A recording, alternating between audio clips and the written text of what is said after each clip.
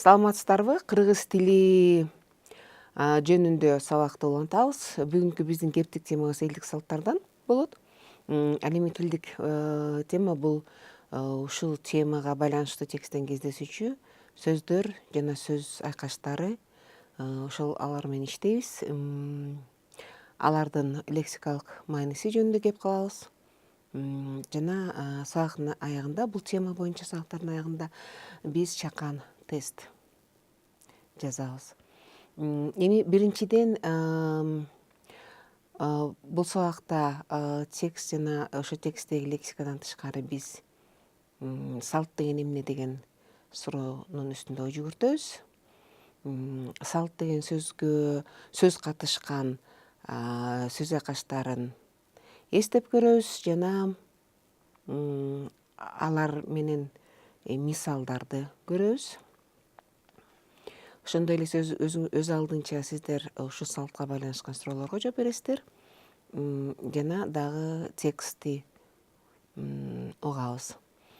Биринчи алгач берейин деген суроом, силер азыр өз алдынча ойлонуп көрүңүздөр. Баса эгерде ыңгайлуу тапсаңыздар, мүмкүнчүлүгүңөр болсо колуңуздарга кагаз жана калем сап алып отурсаңыздар болот. Же озеки деле аткарып отурсаңыздар болот. Биринчиден сиз кандай салттарды билесиз? Эски салтпы, жаңы салтпы, биздин кыргыздарга гана тиешелүү салтпы, же деги эле башка элге да тиешелүү салтпы?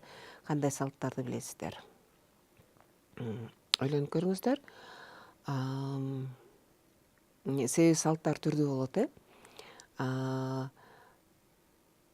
Дагы кийинки дагы бир суроо ушуга байланыштуу. Биринчи суроого жооп бергенге дагы жеңил болот. Мисалы, сиз эгер иштеген болсоңуз, иштеген жериңиздеги сиздин жамааттын калыптанып калган кандай салтыңар бар?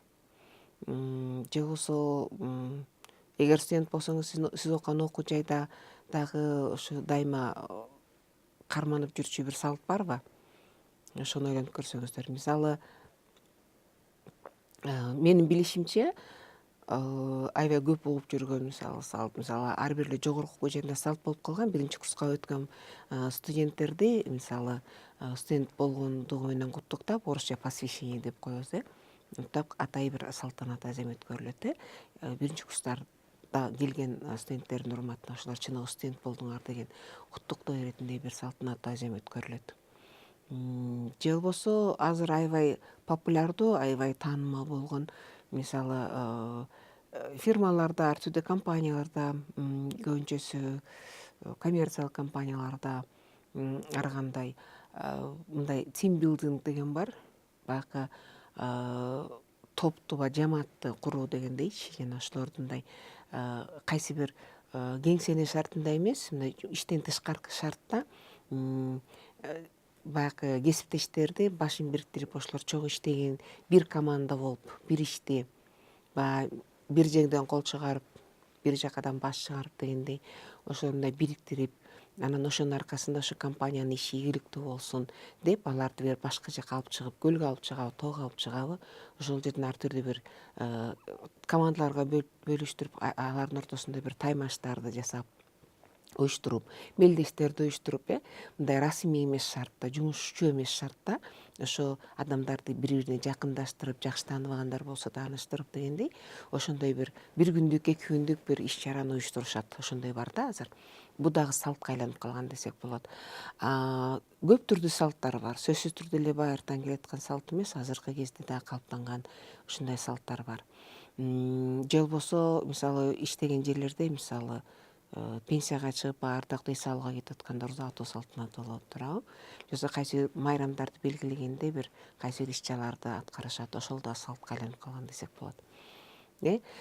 Ошол өзүңүздөр эстеген салт болсо, өзүңөр аралашып катышып жүргөн бир салттык иш-чаралар болсо, кандай десеңер, ошол салттардын аткарган милдети эмне деп ойлойсуңар, ойлонуп көрсөңүздөр.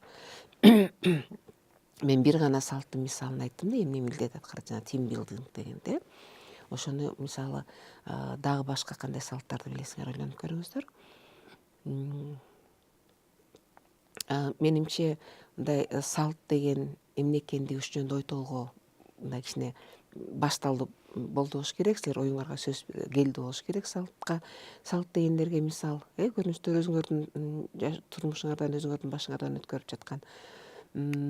Экинчи суроом сиздерге ушу салт деген сөз камтылган кандай сөз айкаштары бар кыргыз тилинде, кандай сөздү колдонуп жүрүшөт? Укканыңыздар бардыр. Тереберлерден деле айтышат. Негизи кеңири эле колдонгон сөз бул. Интернеттен деле жолуктурса болот, басма сөздө деле бар. Көп эле айтып жүрүшөт. Кандай мисалдарыңыздар бар? Мына менин мисалым бар. Сөз айкаштар турукта айтылып келаткан көп кездешчү мисалы. Салт болуп калгандай. Салтка айланган деп айтабыз. Салтка ылайык, салтка жараша деп айтабыз. Же болбосо салтты карманат, салтты сыйлайт деп да айтабыз да. Силердин өзүңөрдүн эсиңерге келген сөздөр ушуларга туура келди? Ушулардын арасында барбы? Ошо сөз айкаштарыбызды эстедиңизби? Эгерде эстеген болсоңуз жакшы, биз аны бышыктап алдык. Анан дагы эгер мен силерге жаңы мисал айткан болсом, же унутуп калган нерсени айткан болсом, мына ушул эсибизге салдык. Сиз менен чогуу салт болуп калгандай, салтка айланган, салтка ылайык, салтка жараша деп айтабыз, салтты карманабыз биз. Ушундай мисалдар бар. Мына сүйлөмдөрдөн карап көрөлүк. Мисалы быйылдай жаңы жыл алдында салтка айлангандай багуусуз калган балдарга жана колдоого муктаж үй бүлөлөрдүн балдары үчүн шаардын мэриясы бала аты майрамын өткөрдү. Же болбосо дагы бир мисал, келинимди кошунам отко киргизгени чакырыптыр, салт эмеспи? Ушул мисалдарга таянып, жана буга чейинки айткан жана салтка карата келтирген мисалга таянып, салт деген эмне экендигин айта аласызбы? Мисалы, быйыл жаңы жыл алдында мэрия салтка айлангандай балдарга бала аты уюштурду. Бул жерде эмне маани бар? Салтка айланган деген. Демек ал кайталанып турат экен, быйылда.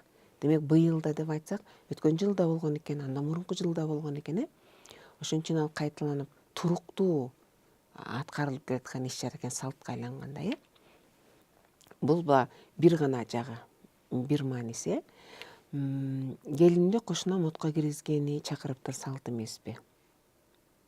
Демек, бул кандайдыр салт эмеспи? Келинимди чакырыптыр отко киргизгени салт эмеспи? Бул жерде кандай кошумча маани бар деп ойлойсуз? Ойлонуп көрсөңүз.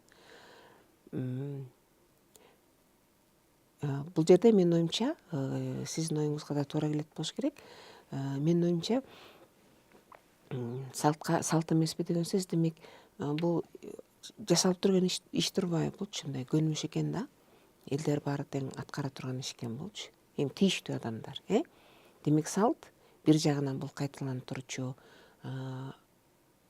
ураттуу түрдө мындай кайсы бир белгилүү мезгил аралыгында болуп турчу иш-аракет экен. Экинчи жагынан кандайдыр бир муну сөз аткарат экен. Бул кандайдыр милдет катары болуп калган экен адамдардын, Бул салт деген сөздүн маанисине биз дагы кайра кеңири кайрылабыз. Ага чейин биз алгач текст менен таанышып, анча ошо тексттин мазмунуна таянып кайрылабыз дагы. Демек, биз салт жөнүндө жалпы кеп кылдык, кандай салттын түрүн билебиз. Салт деген сөз катышкан кайсы сөз айкаштар бар экенин кеп кылдык. Анан ушу жөн гана үстүртөн алган эле мисалды келтирдик, бизге көнүмүш болгон, бизге белгилүү болгон бала аты майрамына байланыштуу бул коомдук иш-чара, анан отко киргизүү деген салтка мисал айттык, ал деле коомдук, элдин арасындагы жашап келаткан салт. Эми алдыдагы текстти окуурдан мурда биз кичине лексикалык деп аталчу көнүгүү, тилдик көнүгүүнү аткарып алалык. Мен ошол сиздерге сунуштай турган тексттен төмөнкү сөздөрдү бөлүп алдым. Ошол сөздөрдүн маанисине сиздердин көңүлүңүздөрдү бурсам дейм. Белгилей турган нерсе, текстти окуп атканда азыр айтылбаган, аталбаган сөздөрдүн ичинен да сиз үчүн кызыктуу, сиз үчүн жаңы, тааныш эмес болгон сөздөрдү сиз аны өз алдынча жазып отурасыз. Анан сөздүн караса болот же балким кийинки сабактарда ошол сөздүн дагы маанисине кайрылышыбыз мүмкүн. Демек алгач сөздөр биздин текстте мисалы байыркы деген сөз кездешет. Кандай дейсиз, бул сөз сизге таанышпы, канча уккансыз, эстеп көрүңүз. Башка сөз менен кантип айтат элеңиз бул сөздү? Маанилеши барбы, жокпу? Же балким мисал келтире аларсыз. Экинчи сөз камтыйт, орток, маркум деген сөз болот. Аралашуу, катуу, милдет, эртедир кеч жана катышуу деген сөз. Ушул сөздөр тааныш бекен? Байыркы, камтыйт, орток, маркум, аралашуу, катуу, милдет, эртедир кеч. Айта турган нерсем, бул сөздөрдү катыштырып түрдүү мисалдарды келтирсе болот. Түрдүү жагдайларга байланыштуу бул сөздөрдүн колдонулушун эстесе болот. Ал эми мисалы аралашуу, катышуу деген сөз, катуу деген сөздөр алар дагы көп маанилүү сөздөр. Мисалы көп мааниге сөздөр. Аларды дагы биздин тексттин контекстинен, анан тексттен сырткарда башка контекстте да карап көрөбүз. Ошондой эле алдыда текстте кездешүүчү сөз айкаштар да бар. Бул туруктуу сөз айкаштары же фразеологизмдер деп атайбыз. Туруктуу сөз айкаштардын түрлөрү көп, ичинде өзү ич-чара өзү бөлүнөт. Бирок ал менин көз карашымда бул тилчилер үчүн өтө маанилүү аны теориялык жактан билиш. Биз сиздер менен тилчи эмес катары кыргыз тили менен таанышып жаткандыктан биз ошол фразеологизмдердин, туруктуу сөз айкаштардын бөлүнүшү боюнча өтө терең биз кеп кылбайбыз. Биздин сабагыбыздын максаты бул салттар жөнүндө сүйлөшөбүз. Ошентип кайсы сөз айкаштары биздин тексттен жолуктурсак болот. Мисалы колунан келүү. Муну биз өткөн сабакта да жолуктурганбыз, колунан келүү деген сөздү. Эсиңиздерде болуш керек. Ойлонуп дагы эстеп көрүңүздөр, кайсы мааниде колдондук эле. Экинчи сөз айкашы бул кол кабыш кылуу. Бул сөздү уккансызбы? Маанисин билесизби? Ошону ойлонуп көрүңүз, эстеп көрүңүз, кайсы жерден колдонду, ким айтты эле же кайсы контекстте колдонду эле, эмне мааниси бар экен. Көмөк кылуу бул үчүнчү фразеологизм, үчүнчү сөз айкаш биздин. Аза күтүү, бул аза күтүүнү уксаңыздар керек. Жөлөк болуу деген сөз бар. Көзү өтүп кетүү деген сөз бар. Баса мунун эки мааниси бар. Таптакыр бири-бирине байланышып эки башка мааниде колдончу сөз айкашы. Четте калуу деген сөз бар. Эркин сөз айкашы катары четте калуу, анан туруктуу сөз айкашы катары да колдонулат. Көңүл айтуу деген сөз бар. Мен сиздерге бул сөз айкаштын жана сөздүн маанилерин дароо чечмелеген жокмун, себеби менин максатым сиздерге өзүңөрдүн мага чейинки эле билген ушул сөздөргө байланыштуу билимиңерди мындай өз алдынча текшерүүгө мүмкүнчүлүк берүү болуп эсептелет. Себеби менин оюмча, менин ишеничим боюнча силер бул сөздөрдү азбы көппү кездештиргенсиңер. Ошон үчүн силер өз алдынча да түшүнүп алат болушуңуздар керек. Эстеп көргүлө. Дагы бир сөз айкашы бул көз жумуу. Бул да четте калуу сыяктуу эркин сөз айкашы катары бир мааниде, туруктуу сөз айкашы катары башка мааниде колдонулат. Эл болбоо, эл болуу деген сөз бар. Дагы бир сөз айкашы бекер кеп деген бар. Бекер сөз бул. Бул бекер кеп деген сөз бар. Кандайча колдонулат бул? Кайсы мааниде колдонсо болот? Ойлонуп көрүңүздөр. Эстедиңиздерби, канчалык тааныш экен? Өзүңүзгө өзүңүз баа берип көрдүңүзбү? Жакшы. Анда ошол сөздөрдү кантип сиз чечмелейт элеңиз? Кантип түшүндүрмө берет элеңиз? Эми менин түшүндүрмөмдө же мен берчү маанилестерди карап көрөлүк. Сиздердин азыркы аткара турган ишиңер менин берген түшүндүрмөмө таянып өзүңөрдүн билгениңерди салыштырып көрөлү. Билет бекенмин, муну деле билчүмүн деп өзүңүзгө белгилеп отурсаңыз болот. Ичиңизден озеки же кагазыңыз болсо кагазыңызга баалап көрүңүз өзүңүздү. Менимче бул кызыктуу иш болуш керек. Мисалы биринчи сөз кеттик, байыркы деген сөз. Башка сөз менен айтсак, илгерки дейбиз. Же аябай жакшы, мага аябай жагат ошол сөз, адабий сөз. Абалкы деген сөз бар. Демек бул көп убакыт мурда болгон. Көп убакыт илгери өткөн бир замандарда болуп өткөн нерсе. Ушул жерде ошону байыркы дейбиз. Жомоктор сөз менен башталат да, байыркы бир заманда, илгери бир байыркы заманда деп айтабыз. Камтыйт деген эмне? Мисалы, бул документ мисалы ошол юридикалык тарап жөнүндө баардык маалыматты камтыйт. Демек, ошонун ичинде бар деген сөз. Бул документте ушундай маалымат бар деген сөз. Орток деген сөз эмне? Орток бул баары үчүн жалпы деген сөз. Орток нерсе. Ортодо турган нерсе баардыгы үчүн, баардыгына тиешелүү нерсе деген мааниде колдонулат. Маркум деген сөздү окусаңыздар керек. Негизи ушул сөздө ошол маркум деген сөздүн лексикалык маанисине, семантикасына байланышкан аябай көп сөз айкаштары бар. Бул маркум деп биз көзү өтүп кеткен кишини айтабыз, өлүп калган кишини айтабыз. Аралашуу деген эмне?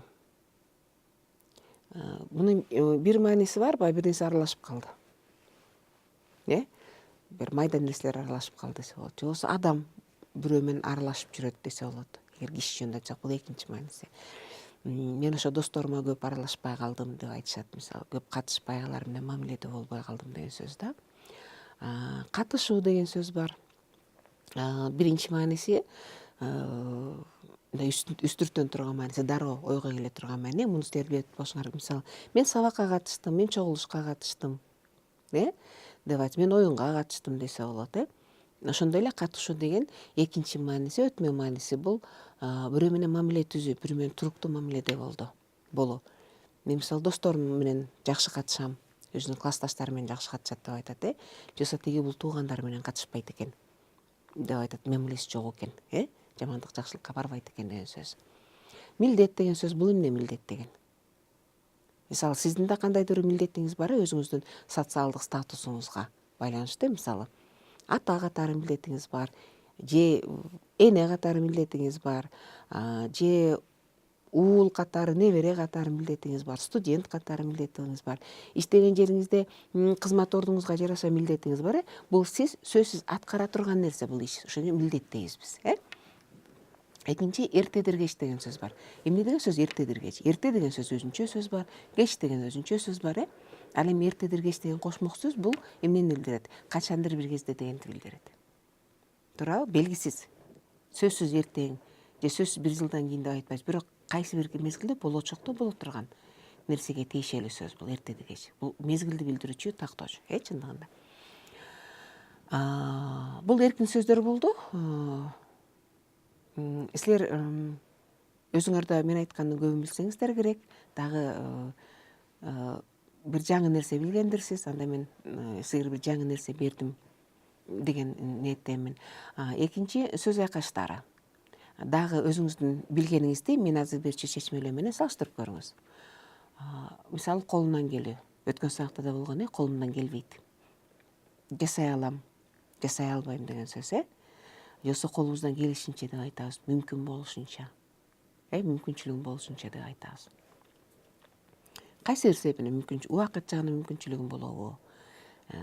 Акча карат жагынан мүмкүнчүлүгүң болобу? Билим жагынан мүмкүнчүлүгүң болобу? Ушуга же болбосо шарт жагынан кайсы бир шартың боюнча ошону колунан келет деп айтат. Мүмкүнчүлүк болушунча бир нерсени жасоо. Же болбосо жөндөмү, таланты, өнөрү жагынан колунан, мисалы, аял анын колунан келбейт деп айтат туурабы? Же болбосо ошонун колунан келет деп айтат. Демек, жасай алат деп айтабыз. Дагы бир нече ушул жерде сөз айкаш бар, алар өзүлөрү маанилүү. Өзүлөрүнүн мааниси жагынан мындай маанилеш экөө болбосо бир эле маани билдирүүчү сөздөр бар. Сөз айкаштар мисалы кол кабыш кылуу, анан көмөк кылуу. Силер билесиңер, белгилүү сөз, сизге түшүнүктүү, буларга түшүндүрмө боло турган сөз көбүрөөк колдончу бул жардам берүү, жардам кылуу. Ошол сөздөр маанилеш: кол кабыш кылуу жана көмөк көрсөтүү. Дагы бир сөз айкашы бул аза күтүү. Аза күтүү бул бир көзү өтүп кеткен адамга байланыштуу кайсы бир абалда болуу, ошону эскерүү иретинде, ошонун урматында мындай шаан шөкөт кылбай, бир аза күтүп, ошону эстеп, ошонун жакшы жактарын эстеп, ошону ойлоп, ошо көзү өтүп кеткен маркумду эскерүү иретинде кайсы бир мезгил аралыгында адамдын абалы, ошо өтүп кеткен адам жөнүндө кайгыруу, ошого ошо ыйлоо, ошону эскерүү болуп эсептелинет. Аза күтүү бул ушул сөз айкашынын мааниси. Кийинки сөз айкаш жөлөк болуу.